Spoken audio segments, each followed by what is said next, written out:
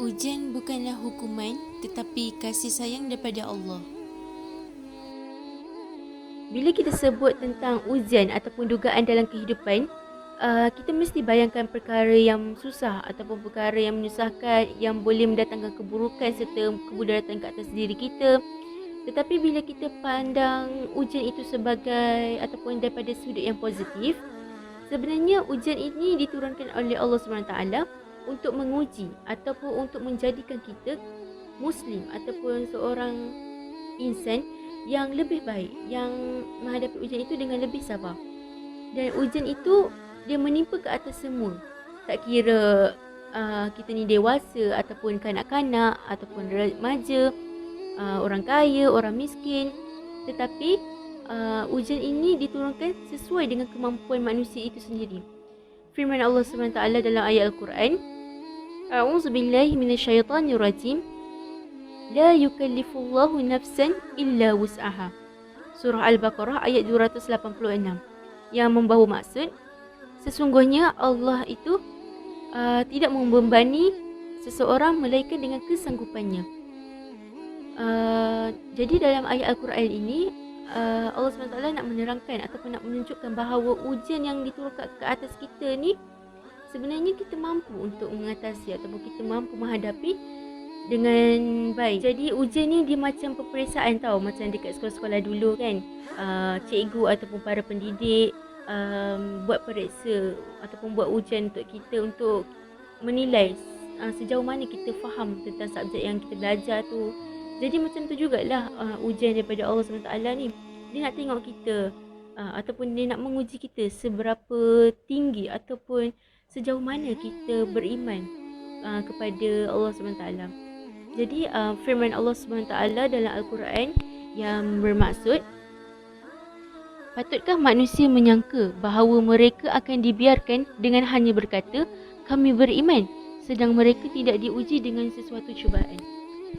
Surah Al-Ankabut ayat 2. Jadi dalam ayat Al-Quran ini menyebut bahawa macam mana Allah nak tengok kita punya tahap keimanan tu adalah dengan menurunkan ujian ataupun dugaan dalam hidup kita ni. Mungkin ada sebahagian ataupun segelintir sahabat-sahabat kita yang ditimpa ujian seperti kematian ahli keluarga terdekat ataupun ditimpa kemiskinan ataupun orang yang diberikan kekayaan, diberikan nikmat kekayaan tetapi ditimpa dengan penyakit yang tak boleh sembuh ataupun susah untuk dirawat.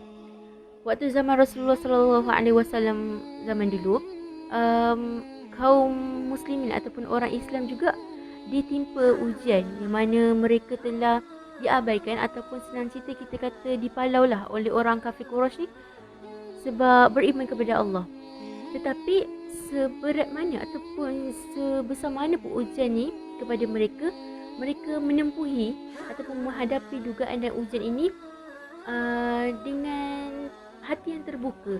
Sebab mereka ni pandang dugaan ataupun ujian ini diturunkan untuk tingkatkan ataupun menambahkan lagi ketakwaan kepada Allah SWT. Jadi sebenarnya apabila menghadapi ujian dan dugaan ini, apakah yang perlu kita buat? Baiklah, yang pertama adalah kita hendaklah sabar dan terima dengan hati yang terbuka apabila menghadapi ujian dan dugaan. Firman Allah SWT dalam ayat Al-Quran, A'udzubillahi minasyaitanirrajim. Ya ayyuhalladzina amanu ista'inu bis-sabri was-salah, innallaha ma'as sabirin. Yang bermaksud, wahai orang-orang yang beriman, mohonlah pertolongan kepada Allah dengan sabar dan salah. Sesungguhnya Allah bersama orang-orang yang sabar. Surah Al-Baqarah ayat 153. Perkara yang kedua yang perlu kita buat ketika menghadapi ujian dan dugaan adalah hati dan fizikal kita kena kuat. Saya bagi contoh, apabila kita ditimpa ujian iaitu kematian ahli keluarga, adakah perlu kita untuk meraung ataupun meratapi kematian ahli keluarga kita tersebut? Tidak.